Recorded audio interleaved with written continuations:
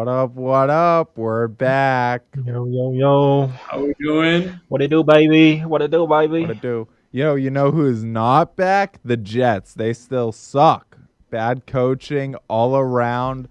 They've had their defense has been a bottom 5 defense since firing their defensive head coach Robert Saleh. Who would have thought that firing the defensive mind would not improve the offense, and neither would avoiding the O-line need, and instead getting another one of Rodgers' best friends, Devontae Adams. Who would have thought? I think it's time. I think We that all it's would have time thought. they start thinking about the higher ups in the organization, like Joe Douglas, the GM, and maybe like the owners and the higher up staff, because they're obviously nothing has worked with how much they have been giving and how much good opportunities they have in the Jets. But Yeah, maybe it's Bel- time they start thinking about stuff like that. yeah, Belichick has gone after Woody Johnson like 3 Yeah, Woody times Johnson in too. the That's another last one. week. So funny. Bill, just every chance he gets, he calls out Woody Johnson for being an absolute dog shit owner, which I think has to be one of the funniest running gags going on right now in the NFL, is Bill Belichick just shitting on everyone, shitting on Jim Irsay and the Colts for pumping crowd noise like a week or two ago, going after Woody Johnson. So funny. I think just part of it, Yeah. like Belichick kind of talked about it on the McAfee show, going into kind of like media and reporters just like pushing coaches about kind of just like stupid stuff. And I think way too many owners look at media and look at what reporters are saying and like, oh well, that must be true because like social media and these reporters believe it. And we see like, oh, they need to bench Richardson for the Colts situation because he sucks. Sit him, let him rest. And then you sit him, and then Flacco sucks. And then the pressure is like, well, why'd you take Richardson out? Flacco also sucks. So now you're going back to him. And I feel like way too many teams, we see them flip flop. The Jets did it a few years ago with Wilson.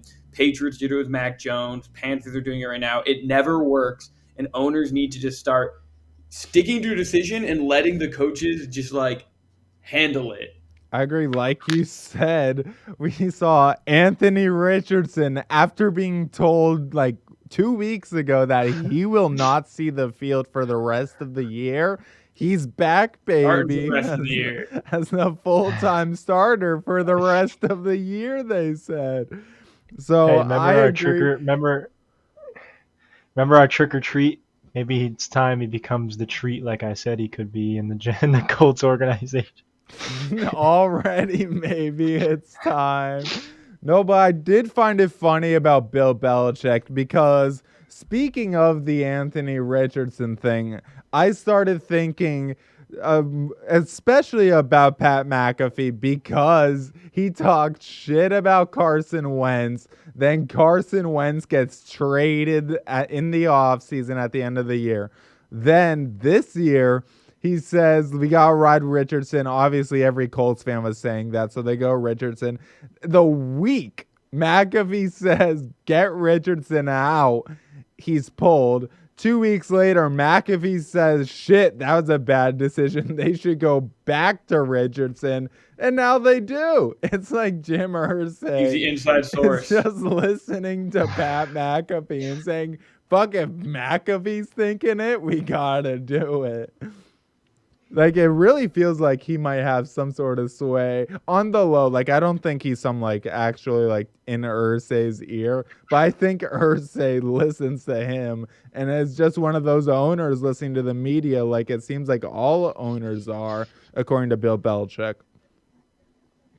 I think that also kind of like McAfee show in general, I think has been causing it because at least I don't know if I could pinpoint a ton of examples, but when I'm working, it's on one of the TVs, so I'm like seeing it, and especially like before the trade deadline, I remember seeing like all these rumors flying of where his guys are going to go, and I remember McAfee being one of the first, I think, to talk about Cooper to the Bills, and surprise, surprise, that happened a few weeks later, I think. Mm-hmm. To be honest, I think because he's a former player, they bring a lot of guys on and everything. I think these owners are kind of watching the McAfee show and trying to see maybe there's something in here. I wouldn't be surprised. Like, honestly, would not be surprised. And I just wonder, like, how much, like, of a thought do the owners give to the media? Because, I mean, I was under the impression that they don't really, like, pay attention to them. Now I'm like, fuck, they might spend a majority of their time there. I mean, it makes sense. Yeah, and then speaking of the Jets, though, they had a very busy trade deadline. Of course, they went out and added, like we were saying, Devontae Adams. Didn't ended up getting anyone else, which was kind of surprising. I thought they would make a O-line move, but looking at the other moves that were made, a lot of wide receivers were moved. Obviously, one of the ones that made some of the biggest noise was Jonathan Mingo because he got traded for the second most value out of all the receivers traded. And with some of the names going, you would not have rejected Jonathan Mingo to fetch the second highest asking price. Of course, he's almost a decade younger than some of these other guys. So the age does play a factor. But some of these other names like Zadarius Smith of good end, Tre'Davious White, used to be like a top 3 corner in the NFL. He's still decent. Josh Uche, an underrated player for the Pats, going over to Kansas City. What do you guys think has made this deadline such a more active one compared to some of these past ones? I just think, well, obviously, ever since the Stafford trade, I feel like a lot of teams have been more willing to take that risk through trades because they saw it work and immediately win a Super Bowl. But I think also part of it is like what we were just saying prior. I think there's a lot more pressure because of social media. I think it's just continue to get bigger and bigger. And all these podcasts, you have former players openly coming out and like kind of crapping on these teams. Like guys like JJ Watt, or almost every week you see something in the media, they're talking about something, bringing up their ideas, what teams should do. And it's like, it's hard to not see a former player, especially guys at really high levels like Brady, up all the way up the top, being like, teams need to start doing this. And as like an owner, it's kind of hard not to be like, well, he won so many Super Bowls, we got to kind of trust what he thinks. Mm. And I think that leads to a lot of it, just more pressure from like outside sources. But I also think a lot of success. Like it's been working the last few years. I mean, like, hey, they traded away Gibbs, the Lions. Everyone thought it was a crazy trade away Swift, and now they go and get Gibbs, and it works out perfectly. Their run game's 10 times better. Oh, yeah. And being able to freeing up that money, able to add David Montgomery too in the offseason through free agency. What about you, Nikos? Do you think there's anything in particular that's causing an uptick in modern trades?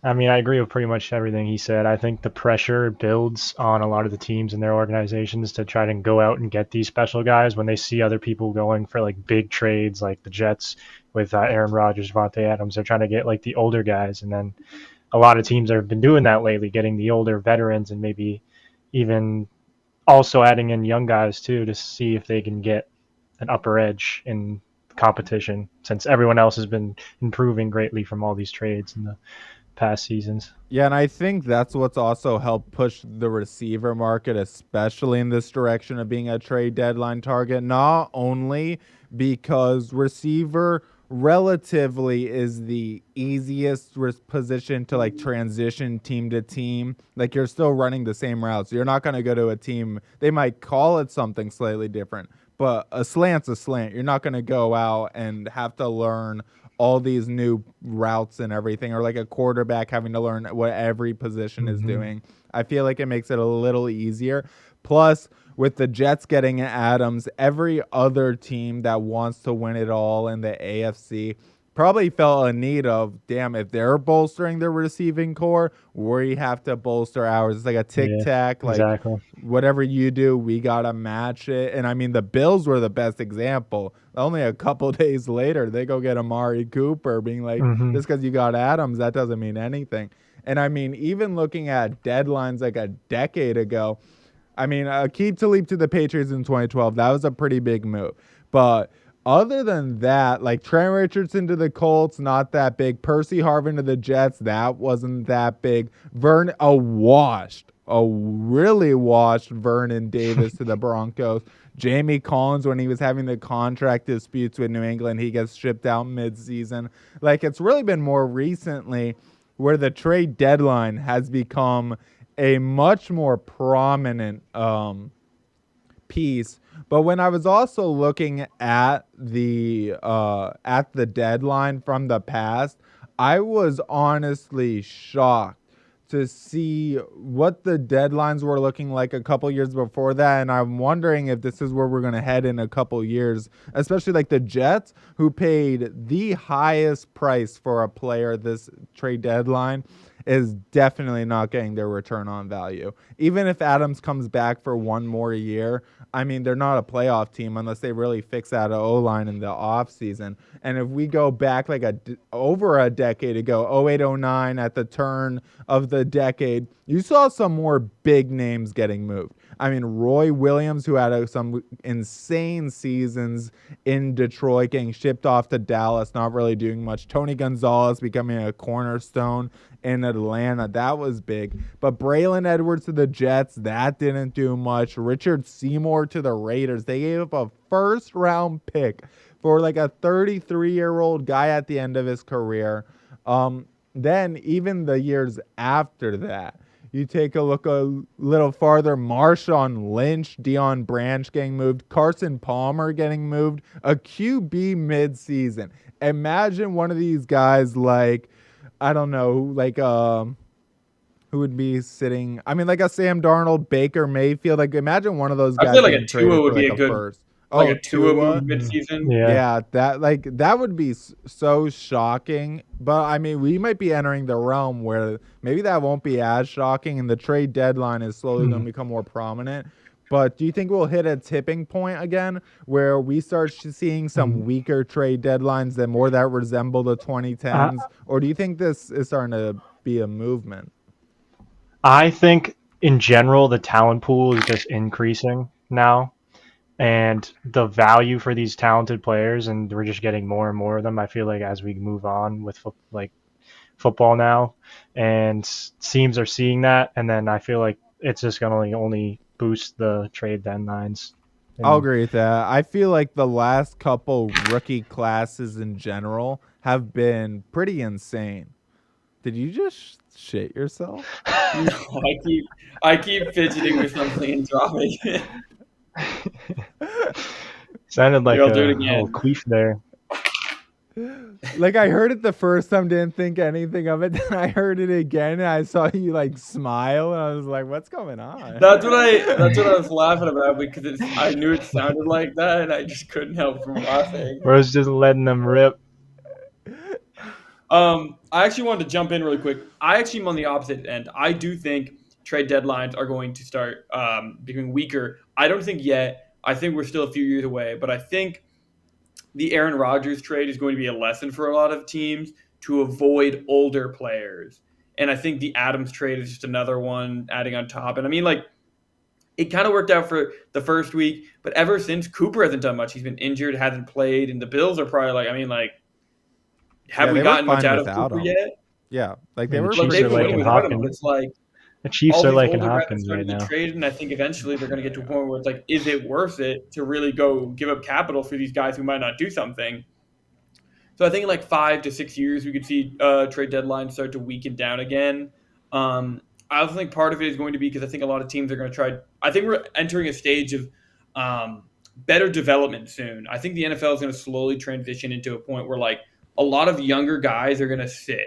I think they're going to see it working for so many teams. Like even the Patriots doing it for 5 games. Like you see, like just that little bit helps. And so I think we could definitely see the NFL maybe being like, hey, like screw it, let's take a chance, let's draft someone young, let's tank for the first 5-6 games and then let him play. Just giving him some time to adjust for this before like week 1 might just be something teams do. No, I completely agree with that. I think teaching guys, it needs to be brought back because like Tom Brady has mentioned it, and some other guys have mentioned it, that instead of Now, it used to be you coach a player up to the NFL level when coming out of college, and then you play them. But then it started turning into you don't coach a guy up. You need him to play. So you just throw him out there and you dumb down your offense, your defense, your schemes for the player. And I think we're starting to get to the point, especially on the defensive side of the ball, and the fact that rushing and defense has become so big again. Especially offensive coaches are going to want that chance to coach players up again, just because they can't. Because defenses, I forget who said this. There was like a coach or something who said this. That was like defense is easier to like read than an offense. There's a lot more you got to learn on offense, and I think coaches are going to want that luxury of being able to teach players. And because also, like we were talking about with Anthony Richardson, it's like once you throw someone to the fire, that they're going to start being seen. Everyone's going to have an opinion on them. Like you just got to ride with them after that, because benching them, especially at quarterback, it makes such headlines that it can almost do more harm than good if you do bench them. So you're just better off not playing them, not letting people see what you got until you think he's actually ready. Not just we need him to go. No, he needs to be ready, not just set to go off and starting. We see it with Richardson now. Speaking of Richardson and the Colts, also a lot of Colts stuff. Did you guys see their? I forget who it was. I think it was like one of their players or something. But they said they had one of their hardest practices, or one of their first like real practices recently. Like they're getting coached harder now than they were in like training camp and shit like that. And they need it. Yeah, they do. I want to kind of go off of that.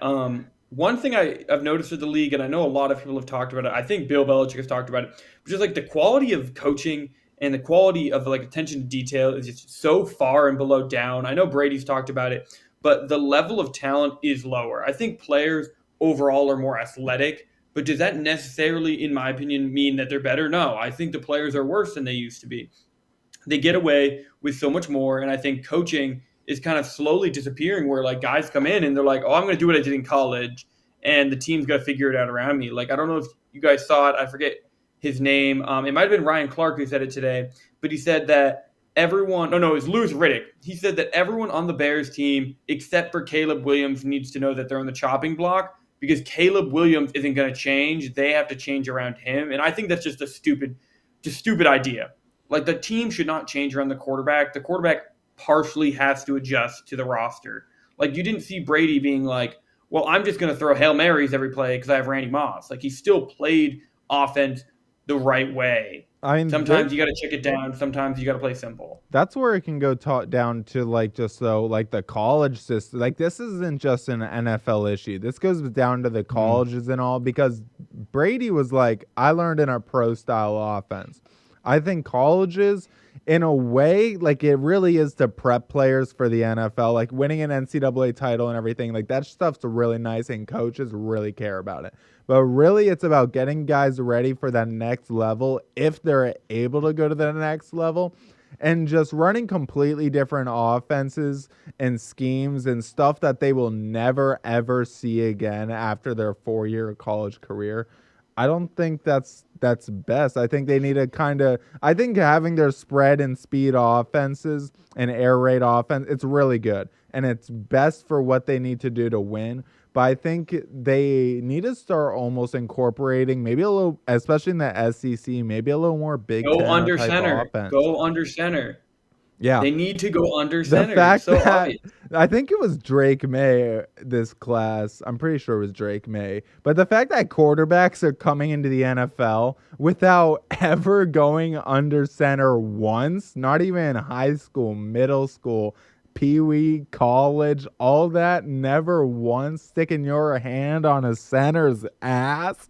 Unbelievable. I think it's also all those NIL deals getting to their head. Mm-hmm. Yeah, they all get all cocky because all that money. I want to go into a perfect example of a pro-style system. If you look around the NFL right now, they don't have the most players in the league, but I would say they have some of the most successful players in the league, and a lot of them, that's Michigan. And I think Harbaugh is a perfect example of what a college coach is supposed to do. Almost every one of those guys that comes out of Michigan are starting. You got Owenu, you got Hutchinson, you got Uche, you got Nico Collins. I mean, Blake Corum's still a crucial piece on the Rams. He's not doing too much, but he helps a lot. I mean, like, they're everywhere. Like, I could keep going on. I could probably list a few more guys that are from Michigan, but I just think that more colleges need to give these players pro styles, play like the NFL. And like Michigan won the Natty last year, but a few years before they kept coming short. And I think a big part of it was they were way too pro style at times. Mm-hmm. But it's like at the same time, it helped those players make it to the NFL much easier. And I think they held themselves a lot more accountable. And like you said about NIL deals, Nico, like they were very anti-NIL deal for a while in Michigan because they were like, no, we're going to recruit the old school way. We're going to coach up these players. We're going to teach them how to buy into a system and build up chemistry. And now it's like teams just try to load up as much talent as they can without building like an actual system and like an organization. Like I think Brady said it, colleges are supposed to be a program. It's not supposed to just be a football team and you go out there and you run routes and catch footballs 50 yards downfield and flashy. You're supposed to build a program, and players are supposed to buy into that program and work together to reach the goal of the program. And the goal now is always doing it natty, where in the past, because there was no playoffs for a while, it was just, okay, let's try to get to a bowl game, but let's focus on just getting as many guys to the NFL as possible. And I think the goals have shifted, and I think it's shifted in the wrong direction. I agree. I think in all ways, like, and it's also like people forget Nick Saban was an NFL coach, and then he comes to Bama, tears it up on a much smaller scale. Bill O'Brien has kind of shocked me with BC. Now he did bench their starting QB like a week ago, but like especially those first 4 or 5 weeks, they were on they were ranked. BC is never ranked, and they were ranked. It was only for like a week or two, but they got there. First year with Bill O'Brien. Like I think some of these former NFL coaches that are coming back to college as the NFL doesn't want them, they need to go through their retread process. I mean, they end up dominating college, and it's for a reason. They pay more attention probably to the X's and O's. They run a more NFL-leveled operation. And I think, like you said, the NILs probably don't help them. Like I think players deserve to be paid, obviously. But some of these NIL deals, I mean, and the fact that there was like who was it? There's already NIL issues with a player apparently getting a verbal agreement. I wish I could remember his name. But, it was the UNLV guy. Yeah, I don't know his name either, but it was UNLV. Yeah, the UNLV guy apparently promised like 6 figures to go play there. Quarter of the way through the year, he's like, I haven't been paid yet, so I'm just going to dip and I'm done. And it's like crazy that players are just doing that openly. And just like, you know, the fact that verbal agreements and like this is even an issue is insane to me. And then you got guys like Dave Portnoy being like, I'll pay $5 million a year if it means Michigan gets a 5-star quarterback. And that's happened at other schools too, where these celebrities or less like rich people are like, yo, I will give you millions. Go get a star quarterback for my favorite college school. It's so funny. Oh no, I think they should ride with Orgy actually. It's so funny. Michigan's QB situation is a mess. Oh my god! Did you hear about what they did recently? So they had one of the top 15 ranked. I think he was actually 15 ranked in the country, high school student. Offered him basically an NIL deal. We're super excited to get him, but then they tried to flip a QB who had number 1, I think number 2 or 3 QB actually. I saw that. They tried to flip him, and by trying to flip him, they openly were showing it off, and it made their number 15 recruit QB decommit. And I just think Michigan's kind of like realizing like the consequences of NIL, and a lot of more teams are going to think this is going to keep happening. Like you're giving the players all the power, and once you give the players power, you can't go and do what you want to do because you're going to piss off that player. You have to understand that you can't tell him what to do. He's going to tell you what to do. On top of like, aren't they getting rid of like transfer restriction? I think I saw somewhere where someone wants to bring. Someone was like, they want to have. They want to have people be able to swap schools just mid-season. if a team comes around and offers them more NIL or something. And it's just It's like they're trying to turn That's just college into bribery. like a mini NFL. yeah. As And an they are, auction because the house. NCAA it's losing control, honestly. And the NCAA is doing everything it can to keep control. And that's just pandering to players at this point, because the schools are done with them. At least it seems like And all that's the just going to colleges seem to feed that complain same about mindset in NCAA the rules. NFL as they get into the NFL. Well, yeah, They're and going then to that's going to become bring more up the thing divas, with more like divas. and the NBA has had to deal with that, with the NBA going soft cap. The NBA going with soft cap, letting teams go over the luxury tax and ovaries, but letting teams Yummy. go over the salary cap and everything, using bird rights. And players have taken all the control.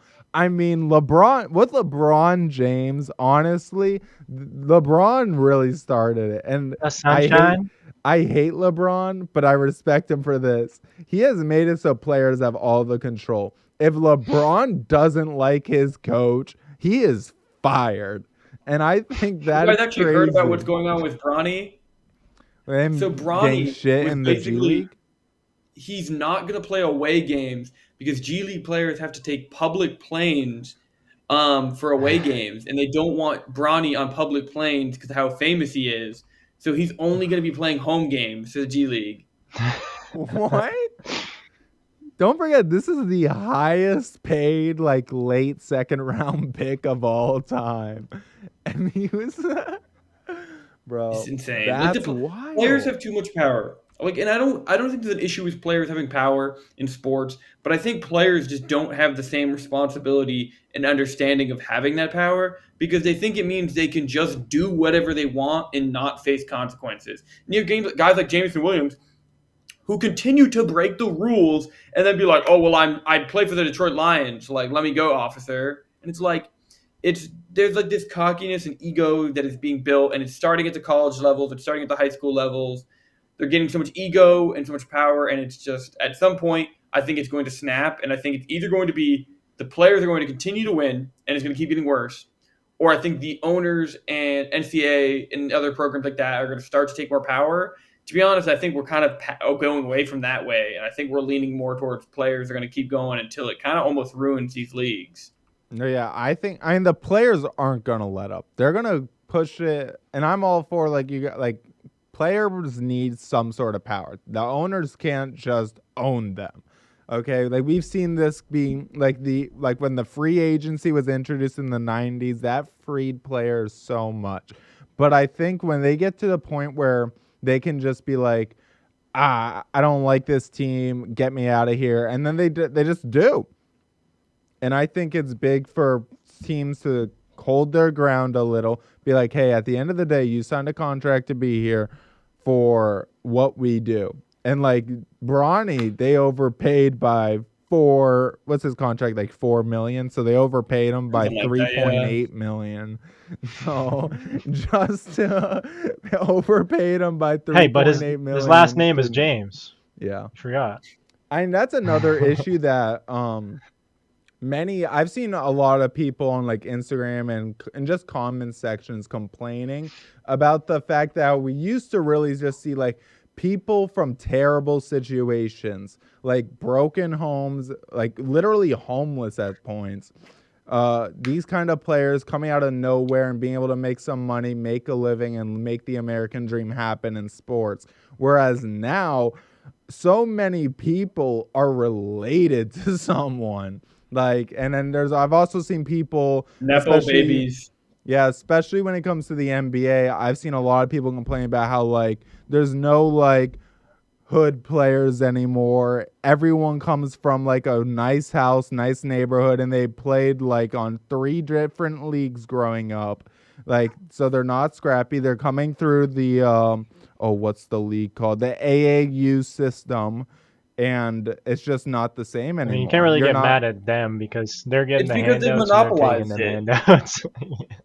They've monopolized it. Like a lot of these players, like you have to play travel, you have to play private school. Like we have an example of our own high school, like our quarterback, Parker McCory.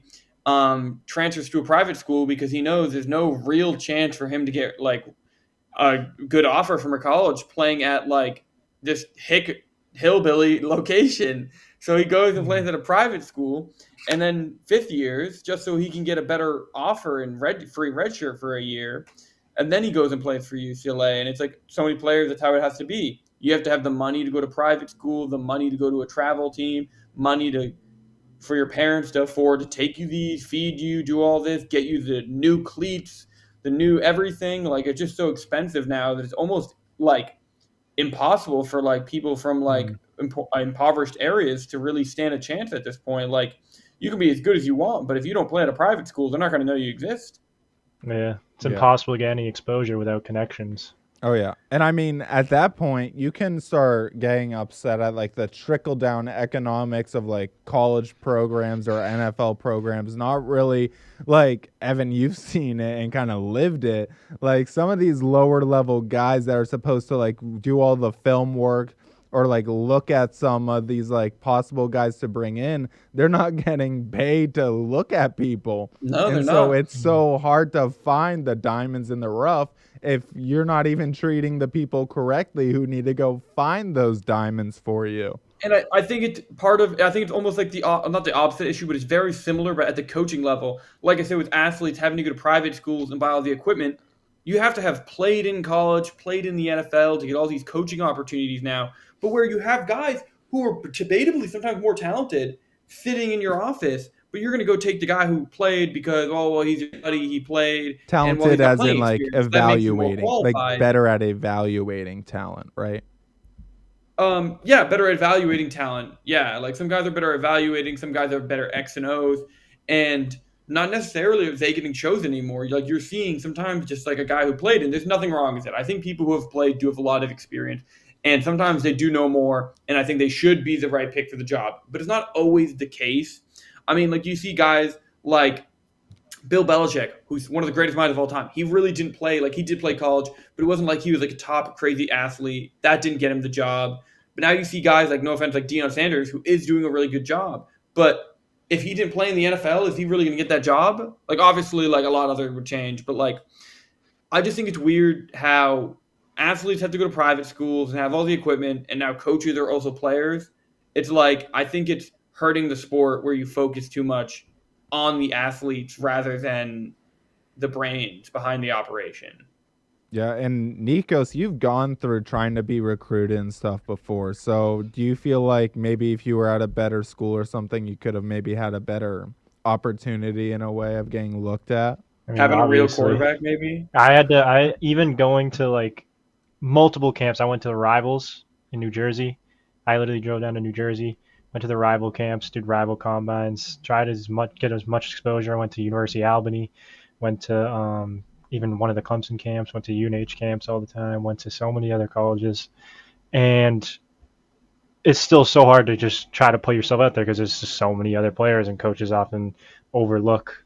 And then also it's just, I don't know, it's just a whole rough process that's only going to get even harder nowadays with all the inflation, and money is going to start being even more of a problem with the whole recruiting process in general. So yeah, I think there's guys even on my like D3 football team in college that they were dogs. They were all All-American. One of them was like an All-American his freshman year there, and he was a dog. He came from Florida, and he still wasn't even at he was at one of like the lower like trashy schools, and I could have seen him easily going to a D1 college. Not gonna lie, he was filthy. Damn. That's crazy. Yeah, I think he just didn't have the money. He didn't have the money. He didn't have the exposure. The buy-in's crazy. Not only for playing. There's clearly a player buy-in. The player buy-in has been a thing in other sports. Like the hockey player buy-in is insane. But now I feel like that buy-in for other sports is starting to become a thing. Like NFL, like football, they used to give you the pads and everything, but now just having a set of pads isn't enough. You can't just get out there like you used to. Basketball, same thing. You can't just be playing high school ball. You need to be doing more, like we said. But then even with the coaches, like if you can't afford to live like without your 8-hour-a-day coaching job, then too bad.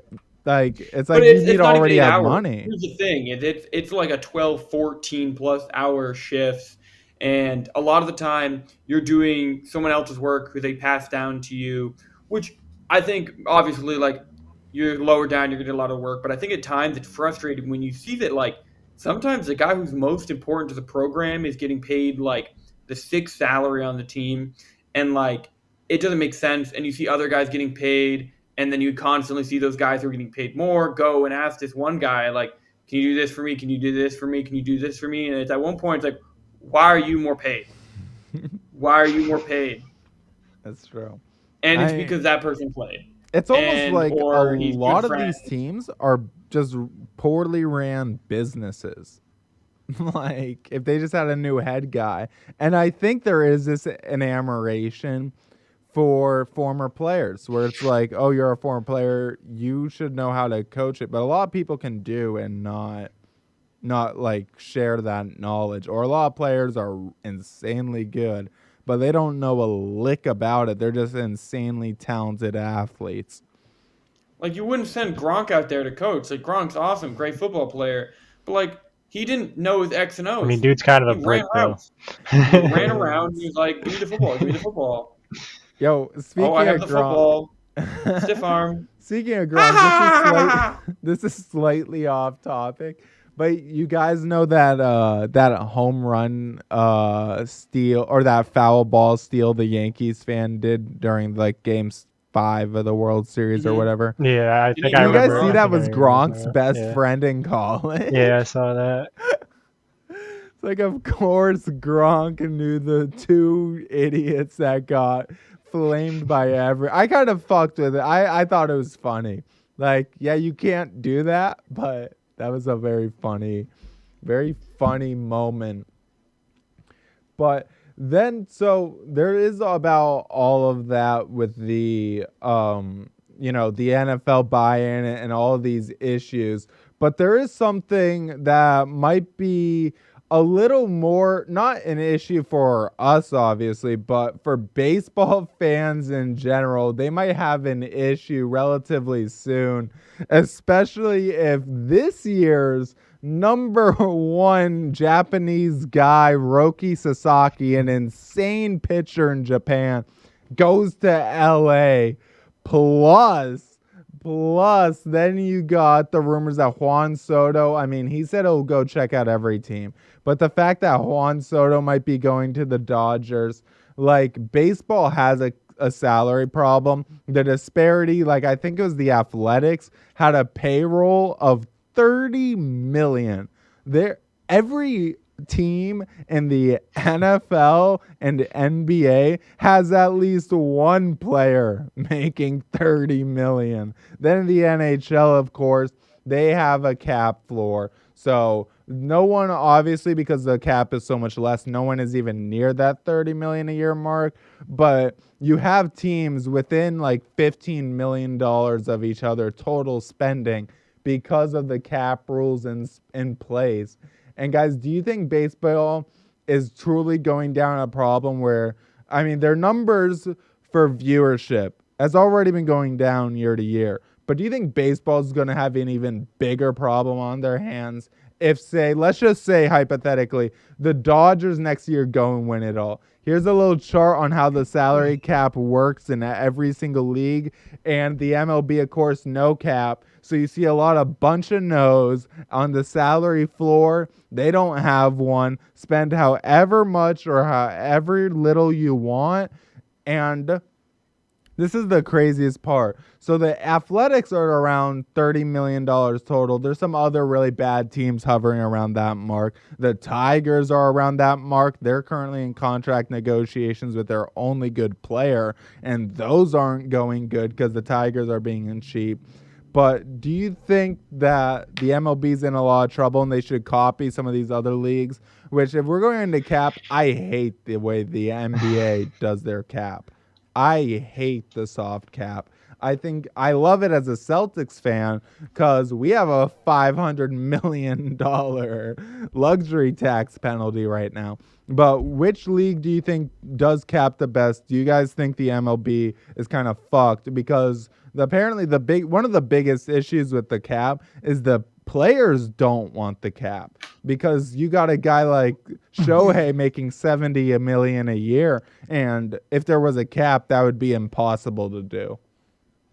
I mean, even if they do put all these like new cap things into the MLB, they're gonna be screwed because they're already so far gone, and then they're gonna have to, like, especially the Dodgers, are gonna be so screwed if they add in some kind of cap thing or That's cap true. space, They'd have roll to over all shed that. Like, so much money, probably. they're gonna have to figure out something with that. I would say that I think that either the NFL or NHL does it the best. One thing I do like with the NFL is I feel like we don't often see the team that spends the most win the most. Like the Saints for the last like 5 years have had cap hell where they're blowing some of the most money in the league, but it hasn't correlated to winning. And I think that's what you want to aim for. It shouldn't be like more money equals winning. It should be based off like who you bring in, the talent, the coaching, everything.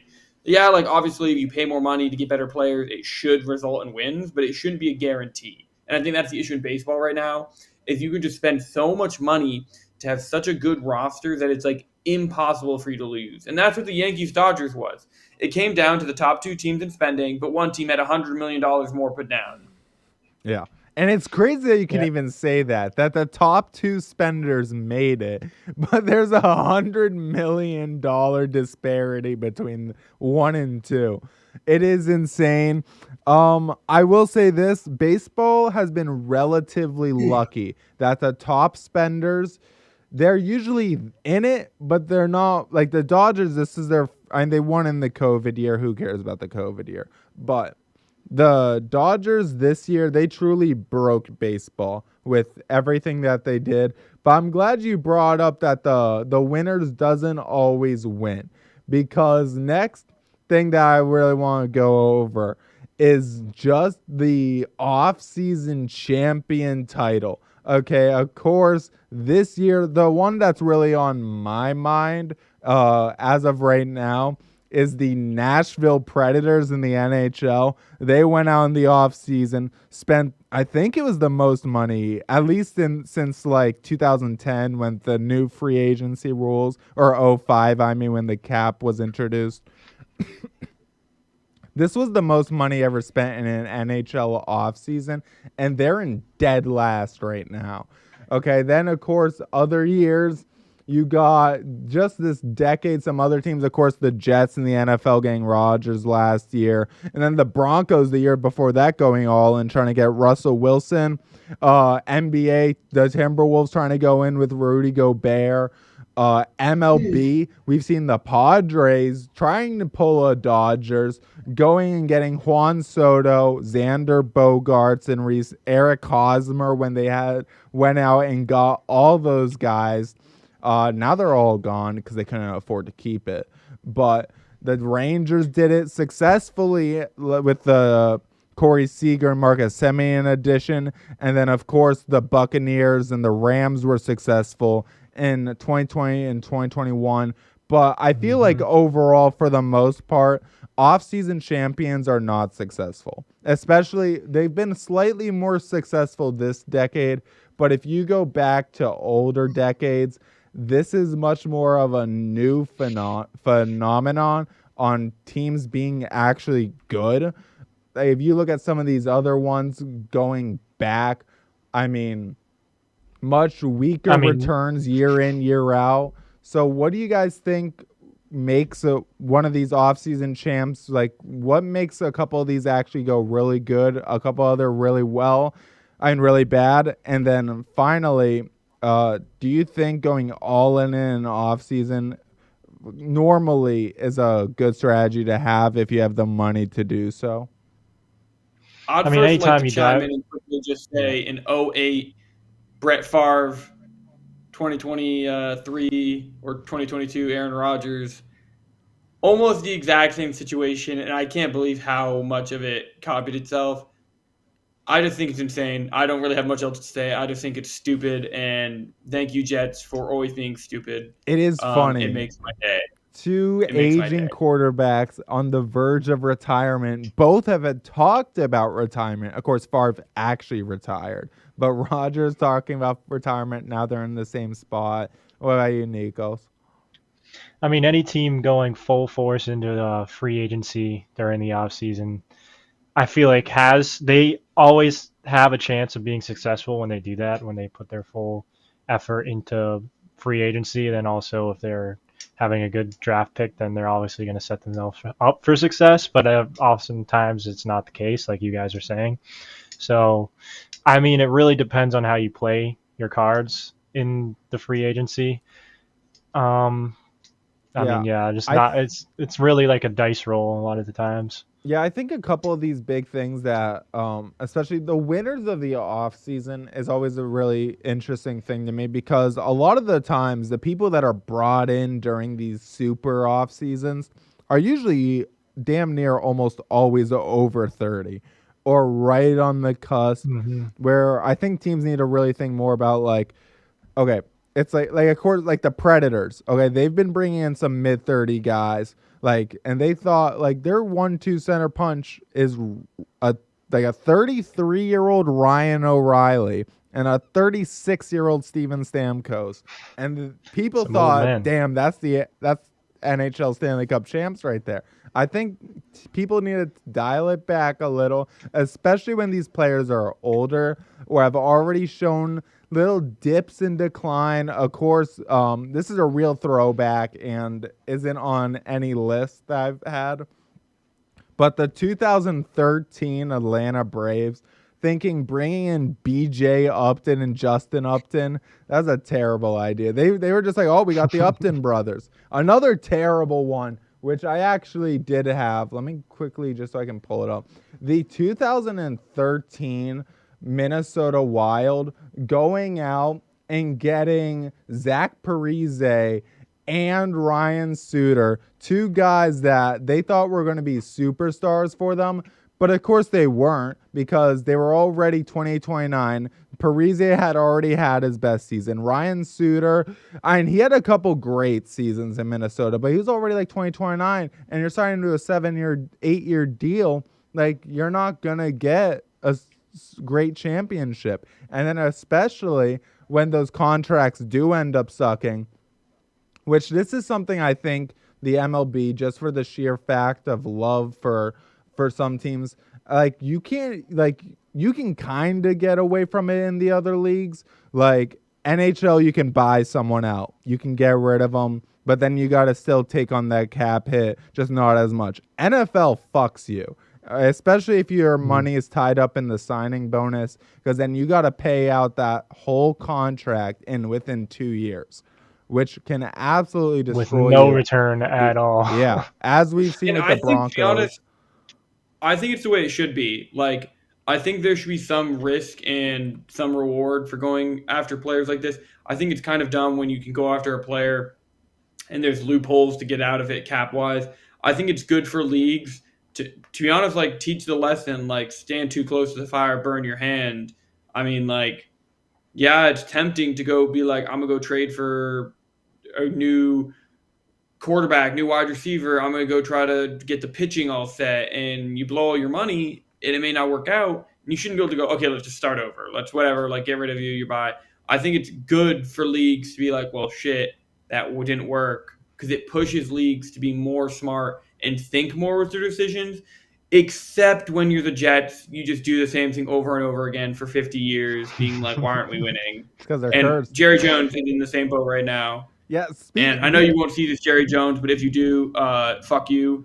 You're a horrible owner, and you're never gonna ever win a Super Bowl again because your ego is bigger than your fucking asshole. we can which is actually pretty talk. surprising. I want I to. probably No, I don't know. hate He the just got Cowboys. Mingo. He just got Mingo, guys. He just got Mingo. That's true. He did get Jonathan Mingo, but now Big pickup.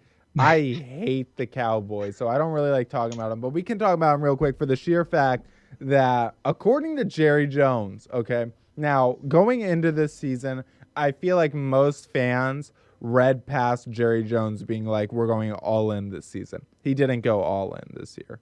It felt like it. I think we can all agree he did not make moves that an all-in offseason champion would make. And that's what he said they were going to do. So, but what this team has become this is the same group of guys for the last like 2-3 years. I mean, of course, there's always roster turnover, but the main pieces are still here. And the fact that Jerry Jones extended Dak and CD before the season, absolutely mind-boggling. And I think especially the Dak Prescott contract, more than CD, but especially the Dak Prescott contract, it's showing teams are way too scared of losing someone they think is an all-right quarterback. Daniel Jones and the Giants, they fell into this trap. Like, teams are so worried that if they try and replace their guy, they're going to get a bust. I mean, I see that as like worst case scenario is, okay, if the guy you think you can kind of replace the past guy is a bust, at least you get an early round pick next year. But I think more teams need to be willing to let their QB go. I mean, the Buccaneers, they had no choice, but they Brady left, they get Baker. The Vikings, they chose to get rid of Kirk Cousins. They could have kept him around. They said, no, we're going to go get someone else. Of course, they get JJ. He gets hurt. But even their backup option, because they must have been thinking when they signed Sam Darnold, they knew there was a chance that JJ McCarthy was going to get drafted and he wasn't going to look good enough, and that they were going to have to go with Sam Darnold the first year. I mean, that was a worst case scenario if he played bad. Of course, it ended up worst case scenario he got hurt, but their backup option has worked, and I feel like more teams, I think this goes back to what we said earlier about giving them more patience. I think they're going to let their QB sit. I think more teams are going to give more shots to some of these more bustable QBs. Like, I think Zach Wilson's honestly going to get a fair shot within 2 years, largely because of how bad Sam Darnold was with the Jets and how good he's been since, and also the fact that Rodgers, he has been a better quarterback with the fact that he's been safer with the ball, and he's had some turnovers, but not as many turnovers. He's felt like a more safer, comfortable option than Zach Wilson was, but part of that might have just been like in the head of all of us. But I mean, Aaron Rodgers has not turned this team into a 13-win team.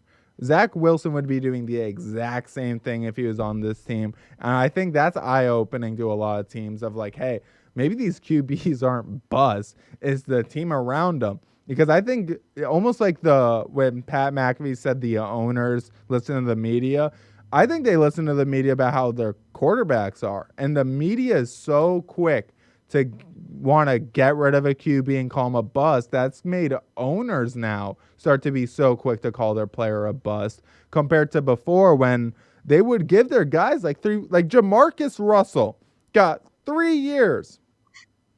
And he's known as the worst bust outside of Ryan Leaf. He even got 3 years. He didn't. They gave It's him bad because I don't even know who that is. You know Jamarcus Russell, 300-pound guy. You know the guy man with the cannon with the Raiders. Bro, Nikos, let me tell you this story about Jamarcus Russell then real quick, okay? So Jamarcus Russell was handed a VHS of tape to go and study for like the next day, for like in a week or something when training camp started or something like that. When practice started, the coach went up to Jamarcus Russell and said, okay, what'd you learn from that tape we gave you? And he started saying all this shit, all kinds of stuff that was on that tape. And then the coach said it was a trick to see if you'd actually watch it. It was a blank tape. There wasn't a thing on it. Bro was capping out his ass. He was. I quickly wanted to jump in on something before we get too derailed that you said earlier. You were talking about teams sitting with QBs for too long or jumping ship with QBs for too long. You talked about Daniel Jones, Dak being guys they're sticking with way too long. And I think there's an issue with teams where I think there's a fine line between the QB needs more weapons and the QB sucks. And I think the Patriots were in that boat for a while where people were like, does Mac Jones suck or does he need more weapons? I think Mac Jones just sucked, and I don't think weapons would have helped him. But I think too many teams are willing to, okay, let's just fix the team around him and he'll play better.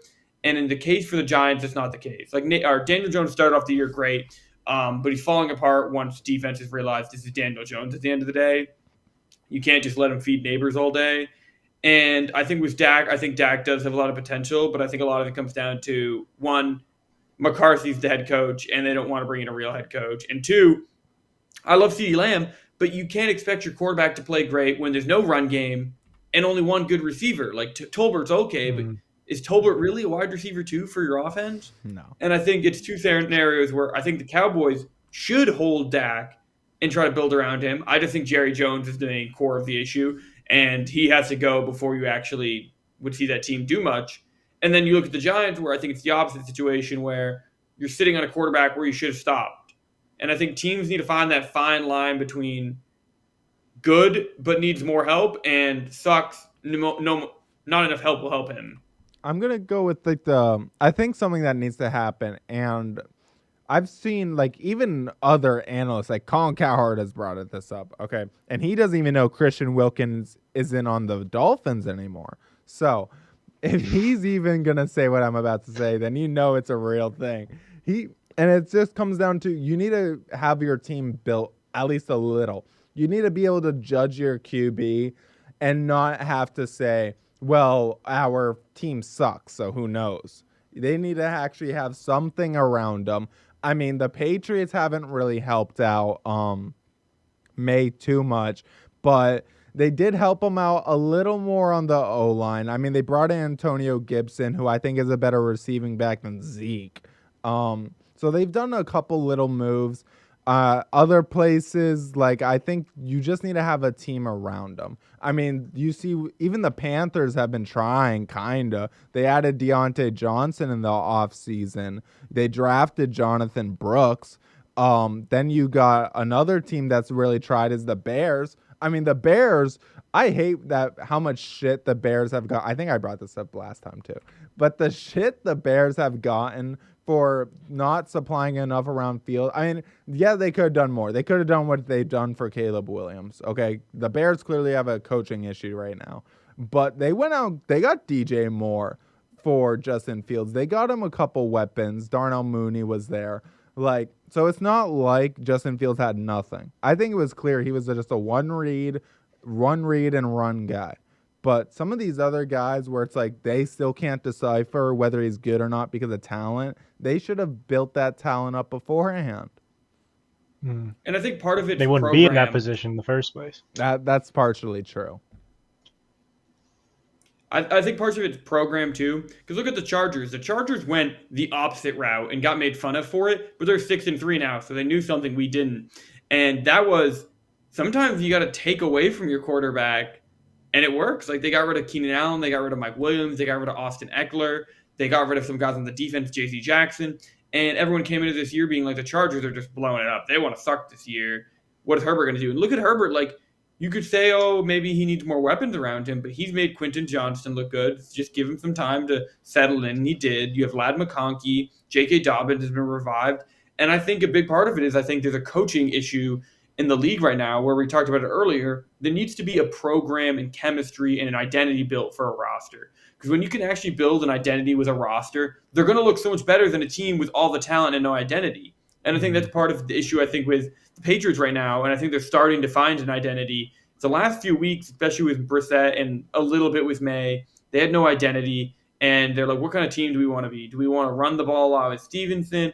Do we want to try to air it out? And I think what they settled on was, well, to be honest, May's our whole team. We got good defense, so time of possession and try to play it safe, and that's what they're doing, and it's actually been working. They just beat the Bears. I think they should have beat Tennessee. They should have gone for it, been a little bit more risky. But the last 2 weeks, you could say the Patriots are starting to find a new identity, and I think that's one of the core issues is too many teams. What's the Bears' identity? Who knows? Do they run the ball a lot? I mean, Swift plays good, but some weeks they throw it, some weeks they run it. It's just weird, and it's I think something a lot of teams need to do is bring in coaches like Campbell, Harbaugh, McVay, who have ideas and aren't just gonna figure out some good X and O's and hope it works out. It's more than Yeah. X and Yeah, O's. I feel like that's always the tough hill to climb as a coach is finding that chemistry and building it in a team, especially if you have a younger offense or like you just brought in a new QB. That's always the toughest hill to climb is building that chemistry from the Yeah. ground up. Yeah, I But think once you do it, then that's how you define who's the good coach in the organization I and think that's when compared it to all comes the to bad like ones. you have to have some sort of an idea though going in of exactly what you want your winning team to look like. Because I feel like some of these coaches they're just going in and being like whatever my team ends up being, I'll build around that. And it's like you got to have an idea in mind of what you want your team to look like. I'd also like to say one of the things with the Chargers I've loved the most, and I was saying it a while back then, and I will still say it now, underrated statistic and an underrated thing teams need to do. Time of possession is so crucial.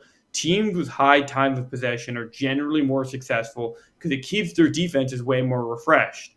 And I think because on offense, you swap your guys in and out a lot more. Only your O-line and QB play over like 95% of the time, except for maybe a wide receiver like Amon Ra or like Tyreek Hill. Those guys are generally out there 90% of the time as well.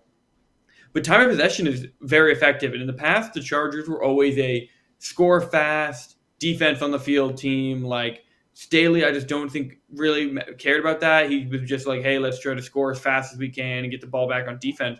Where in reality, like, screw it. Have a 10-minute drive. Chew the whole first quarter to start the game. Run the ball, 5-yard gain, 4-yard gain, 2-yard gain, 5-yard gain. Stuff like that's going to win you a game because you're going to tire out that defense. And come third, fourth quarter, those over-the-top passes are going to be a lot easier to hit. You're going to have more openings across the middle. The pass rush is weaker, and I just think way too many teams just try to score fast and don't focus on that. I think that's And an that's the underrated Jim statistic. Harbaugh. It's That's the overlooked a Jim lot. Harbaugh special right there. Time of possession. Chew that clock. Chew that clock, baby. Yeah. He loves running it too, so. Yeah, he does. Well, all right. That's it for this week's full episode. Thanks for watching, everyone. Thanks for sticking by. If you stuck through the whole hour, good for you, man. So, guys, till next time, I will see you guys later. Adios. Peace out, See ya. boys. Like and subscribe. Oh, yeah, do that for sure.